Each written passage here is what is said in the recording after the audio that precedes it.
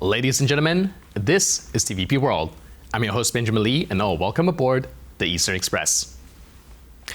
A decade ago, Kazakhstan's dream of becoming Eurasia's main transit hub sounded like a PowerPoint fantasy. Glossy slides, big promises, and none of the trains. But in 2025, that vision is finally turning into rails, ports, and digital platforms. The Middle Corridor is no longer just a slogan, it's becoming a system. In a great game of global logistics, Astana wants to be more than a pit stop. It wants to be the hub. And that's why on this episode, we're going to look at the great stride Kazakhstan has taken in 2025 to become that transit hub it's dreaming of being. So, without further ado, let's take a look at our latest report to find out more. This is Korgos, perhaps the most strategic point on the modern Silk Road between China and Kazakhstan, as it is also known as the world's biggest dry port. It is through here that the booming trade between the two countries takes place, and where freight train upon freight train of goods is later sent onwards to the west. The scale of this operation, known as the Trans-Caspian International Transport Route, or the Middle Corridor, is staggering. Kazakhstan accounts for 85% of all overland shipments from China to Europe. We consider it of great importance to keep strengthening the transcontinental interconnection. The Middle Corridor spans essentially all of continental Asia and links Chinese ports with European destination hubs. Kazakhstan lies at the very heart of this route and is the focal point of its economic relations with China. It is also a thorn in its relations with Russia, as the Middle Corridor poses direct competition to Russia's Northern Corridor. Kazakhstan has been heavily investing in its position as a transport and logistics hub. Just in 2024, cargo transit volumes in Kazakhstan grew by over 7%. They are projected to nearly triple by 2030. Sino-Kazakh relations have been tested by international changes and have always maintained a high level of operation. For Russia, this means exclusion from what has become a trade goldmine. And this affects more than just its trade with Kazakhstan. Central Asia as a whole has a $45 billion trade turnover with Moscow, a sum that Vladimir Putin is not too happy with. Our trade turnover with Belarus exceeds $50 billion. And I will remind you that Belarus' population is 10 million people. Uzbekistan is almost 40 million, Tajikistan is over 10 million, and Kazakhstan is over 20 million. The period between 2025 and 2030 is regarded as a window of opportunity for Kazakhstan, a chance to finally and fully step out of the shadow of its Soviet past and lay claim to the mantle of regional trade power. And now, let's zone in on the east-planning portion of our show. Russia's war in Ukraine has inadvertently made significant changes to the geopolitical map of the world. Let's take a look at the economic and supply chain impact that it has had on the global trade. This is the situation on the border between Kazakhstan and Russia. Thousands upon thousands of trucks loaded with goods and resources worth millions upon millions of dollars from China and other countries. They have been stranded here since early September. The reason? Customs checks after Russia suspended freight crossings. Given the statements made by the president of Kazakhstan some time prior to this situation, it is difficult not to see it as some sort of cruel joke in the eyes of Russia's partners. It is important to completely eliminate the practice of applying hidden restrictions, so-called case-by-case decisions, and any kind of manual control. Kazakhstan is looking to massively increase cargo transit through its territory by 2030, without Russia's involvement. Given the dire situation on Russia's border, it is no wonder that Astana is interested in hauling 10 million tons in freight volume by as early as 2027 through the Trans-Caspian International Transport Route. This entire shift in Kazakhstan's trade policy hasn't gone unnoticed by Russia, it seems. Astana began heavily investing in the Middle Corridor as early as the last decade and truly went all in 2024. Since then, the Russian president has been making this statement or something of its kind whenever he has had the chance while interacting with Kazakhstani officials. Russia remains one of the main trade and economic partners of Kazakhstan. Kazakhstan has already signed key agreements with all the necessary partner countries along the trade route to truly position itself as a logistics hub. The Middle Corridor is seen by many countries as a way of integrating Europe with the Central Asian market, while offering an alternative way of accessing Chinese goods without Russian involvement. Kazakhstan's economy is already booming and 25% of its new growth comes from transport. The future, for now at least, seems very bright. And now, let's take a look at the issue in greater detail. Kazakhstan is a country defined by distance, vast, continental, and landlocked. Today, that geography is transforming from a curse into an asset. President Tokayev has made 2025 the year of results. In his State of the Nation address in September, the president made one message clear: the world's trade arteries are shifting, and Kazakhstan intends to be the beating heart of that system. The north-south corridor to the Persian Gulf, the east-west route to China, and the trans-Caspian link to Europe are no longer isolated projects. Tokayev wants them to function as a single system, integrated, digitized, and profitable, a modern Silk Road. Kazakhstan's attention has turned to the Caspian, historically the weakest link in the Middle Corridor. Astana has even gone overseas, opening its first foreign terminal in Poti, Georgia. But physical infrastructure alone doesn't make a transit hub. That speech of Tokayev's put equal emphasis on what he called soft infrastructure, the digital and regulatory backbone that keeps freight moving. Truckers and cargo operators have long complained about the bonkers reality of Kazakhstan's borders. Multiple tariff systems, endless paperwork, and a reliance on the ancient technology of running around with paper documents. Enter Smart Cargo, a unified digital platform for customs and logistics powered by artificial intelligence and designed to integrate all modes of transport. It promises automated clearance, transparent tariffs, and real-time data. It's not live yet. Its rollout slipped into 2026, but the ambition is unmistakable: to move Kazakhstan from manual paperwork to algorithmic efficiency. Tokayev has also ordered a unified tariff policy by year's end. If the government can deliver, freight through Kazakhstan could become not only faster, but also predictable.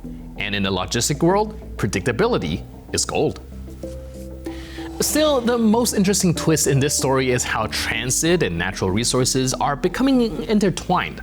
Kazakhstan's newfound role in the critical minerals race only amplifies the need for efficient transport. You can dig up whatever you want, but if you can't move it to customers in time, it's still just dirt. Transit capacity turns geological wealth into geopolitical leverage. Kazakhstan has gone from pitching corridors to building them. For Astana, transit is also diplomacy. Each route that passes through its territory strengthens its independence from Moscow, deepens its links with China and Europe, and cements its identity as a connector, not a captive of geography.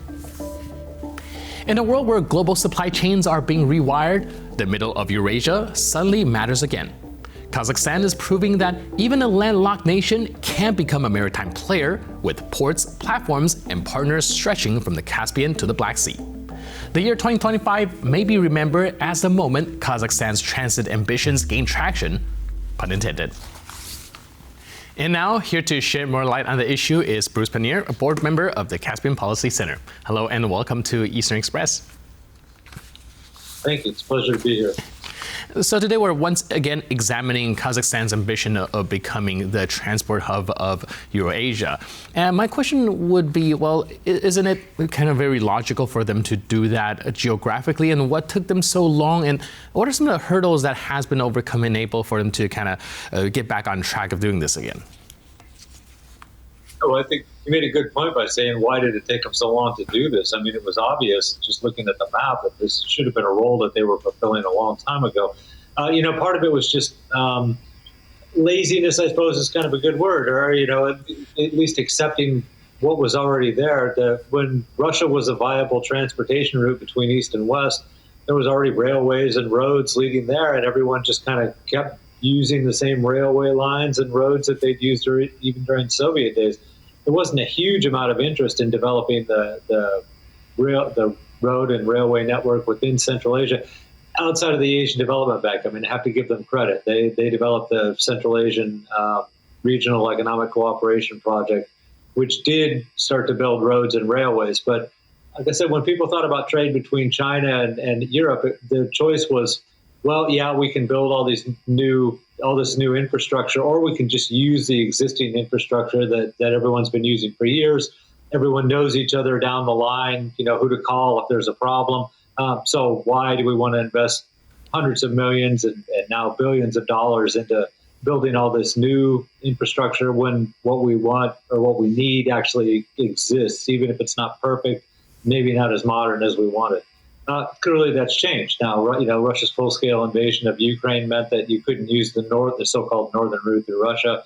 So now you have both China and Europe hugely interested in developing the Middle Corridor, Trans-Caspian international transport route, whatever you want to call it, and putting a lot of money into this at the same time.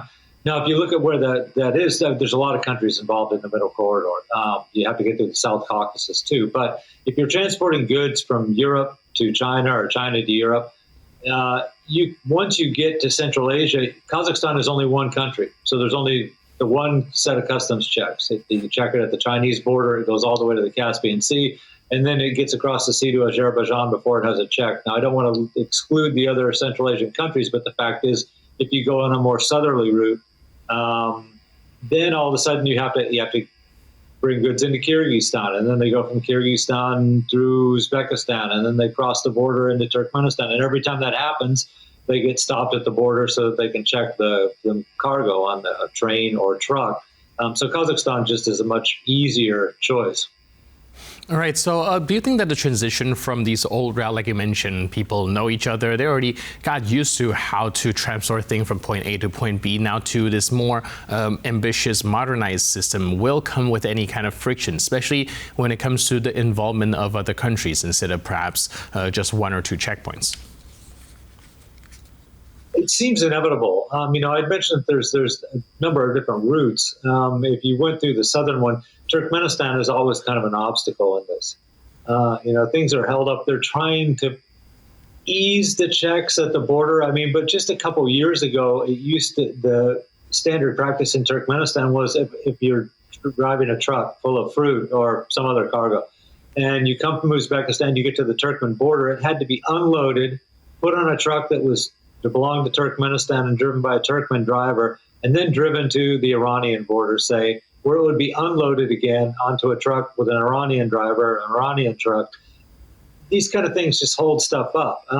They've taken some measures in Turkmenistan to kind of lift some of those restrictions, but there's still a lot of paperwork that they have to go through if you're going to do this. So, obviously all the countries that were involved in this Middle Corridor were a little upset that Turkmenistan was kind of not exactly a block in it, but certainly a delay in getting goods from one side to the other. I imagine you're going to run into that in the South Caucasus too.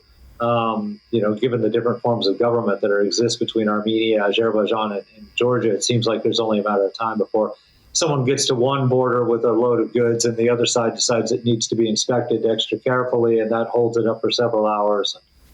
So they're still working this kind of things out, but they have moved to an electronic system. So in theory, it should be moving a lot faster than it has been in the past. And of course, this is an addition. I mentioned the Northern Corridor, but the Northern Corridor didn't have the new e-customs that are now standard in a lot of countries and a lot of regions of the world. Right, you just mentioned the electronic system, and we do see that they are trying to integrate some sort of digital transformation in order for the things to go a little smoothly. Can you help us understand what are some of the attempts there, and how can that help with the logistics sector? Well, let's look at the Horgos crossing point on the Chinese-Kazakh border. They have a starting point where the goods come. Now, a lot of times, these are logistics centers that have been set up in cooperation with Kazakhstan. So you have Kazakh people there. They scan all the goods, register what's on the truck, and then the truck gets to the border of moves from China, gets to the border of Kazakhstan, and they already have all this information there. So instead of someone getting up into the truck and starting to open boxes or look around and see what boxes are there, they can just, wave the scanner and find out that all this stuff has been registered at the point of origin and that it's all still there. No other boxes have been loaded onto it or taken off of it from the time that it left its point of origin. And that moves it across, very, very, very quickly. Whereas, 10 years ago, like I said, you would have had someone actually get up under the truck and take a look at what was there. And if there was a suspicious box, they might have to open it, ask the driver some questions. So, which they still can do, of course, but like I said, in theory, once you get there, someone just has to scan this stuff like you would at a grocery store, and just say, "Yep, this everything matches the list that we have from the loading point," and so we're letting it go on to the final destination within Kazakhstan or whatever country it's going to from there. Right, and we see Tokayev also trying to implement a unified tariff policy. And while I find it quite curious whether or not all these other countries could get on board, seeing that it might benefit some countries more than the others. This is going to be tough.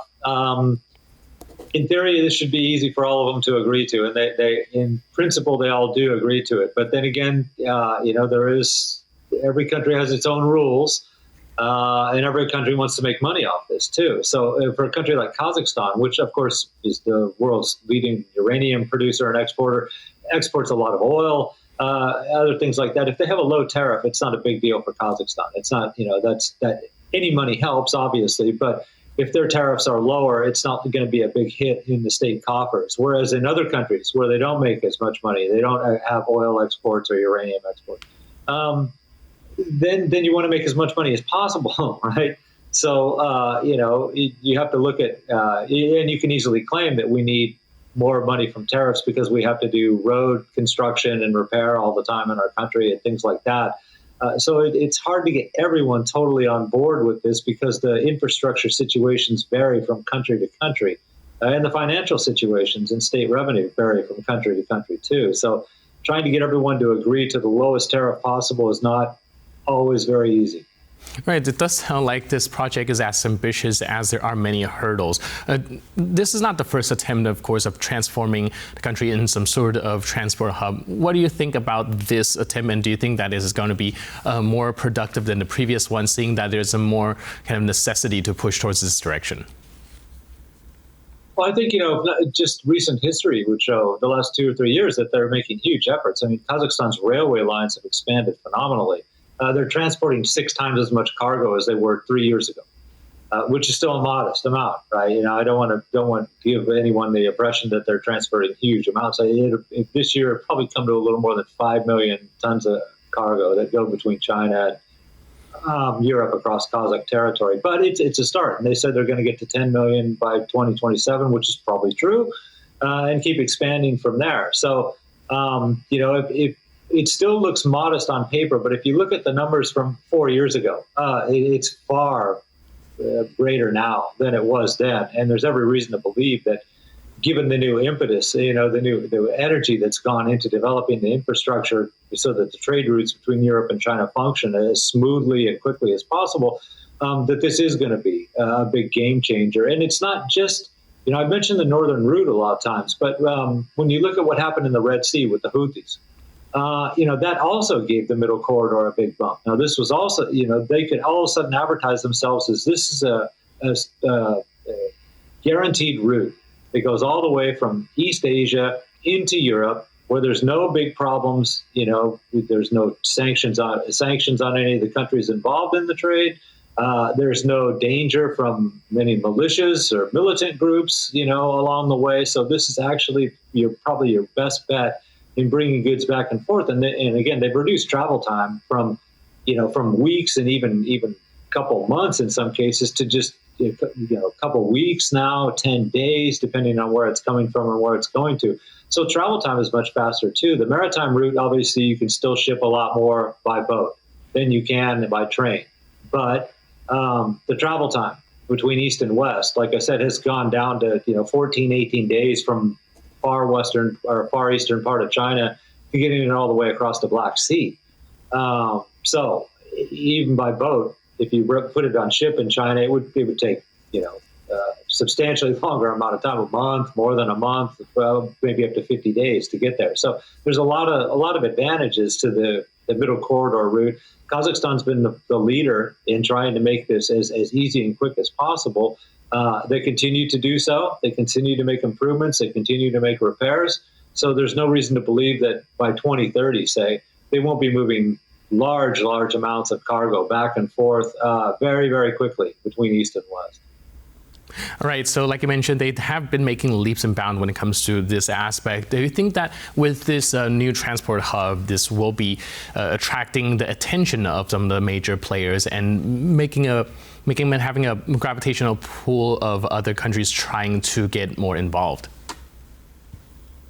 Yeah, I mean, I absolutely do believe it, and I would be remiss if I did not mention that. This I've been talking about East-West trade. There's also a big push going south, and Kazakhstan's part of this what we call the Middle Corridor, right? It's also on the north-south trade corridor that they're trying to develop. Now, this involves Russia clearly, but it goes Russia, and then at least on the east side of the Caspian, Russia, Kazakhstan, Turkmenistan, Iran, Persian Gulf, onto India. So Kazakhstan's a part of that. The railway connections also go to Uzbekistan, and Uzbekistan has a railway connection into Afghanistan. They're trying to extend that through Afghanistan into Pakistan. Given the recent situation between the Afghan government and the Pakistani government, it might be quite a while before we see that. But it's another prospect that's there on the horizon. In the meantime, that railway route has allowed Kazakhstan to become the leading supplier of wheat and flour to Afghanistan. So this is some of the things that countries look at. If there are solid connections that link Kazakhstan to India, then all of a sudden that's of great interest to Europe. If they have better connections to Pakistan, that might be of great interest to China also. Or greater connections to the Middle East, which again, going down through Iran, that would also be of interest to China at the same time. So yes, it's east and west, but it's also north and south. And Kazakhstan's a huge part of all this. And in fact, they're even funding the railway that's supposed to be built through western Afghanistan. So, like I said, looking into a crystal ball and what the future might look like in 5 or 10 years, you do have Kazakhstan as becoming a major trade hub in the Eurasian continent. Right, so we do have to keep our eyes peeled in this area as well. Thank you so much for your input and insight. Really appreciate it.